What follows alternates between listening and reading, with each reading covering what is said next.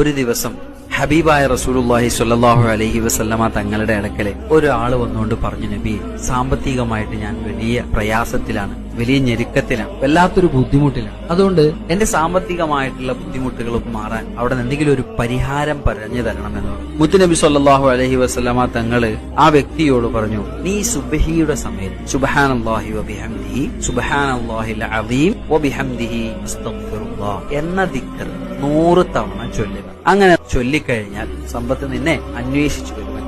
ഈ മനുഷ്യൻ തിരിച്ചുപോയി. അദ്ദേഹം കുറച്ച് നാളുകൾക്ക് ശേഷം ഈ ദിക്ർ വളരെ കൃത്യമായിട്ട് ചെയ്തു. അദ്ദേഹം തിരിച്ചു ഹബീബായ റസൂലുള്ളാഹി സ്വല്ലല്ലാഹു അലൈഹി വസല്ലമ തങ്ങളുടെ അടുക്കൽ വന്നുകൊണ്ട് പറഞ്ഞു, നബിയെ, അങ്ങ് പറഞ്ഞതുപോലെ ഞാൻ എല്ലാ ദിവസവും സുബഹിക്ക് ദിക്ർ ഞാൻ ചൊല്ലി. അത് ചൊല്ലി ഇപ്പൊ എന്റെ അവസ്ഥ എന്താന്ന് ചോദിച്ചു കഴിഞ്ഞാൽ, എത്ര പണം ഇങ്ങനെ കുതിച്ചു വന്നിട്ട് ഇതെവിടെ കൊണ്ടുപോയി വെക്കണം എന്നറിയാത്ത അവസ്ഥയിലാണ് ഞാൻ. അത്രമാത്രം പണം എന്റെ അടുത്തേക്ക് വന്നിട്ടുണ്ട് എന്ന് ആ മനുഷ്യൻ ഹബീബായ റസൂലുള്ളാഹി സ്വല്ലല്ലാഹു അലൈഹി വസല്ലമ തങ്ങളോട് പറയാണ്.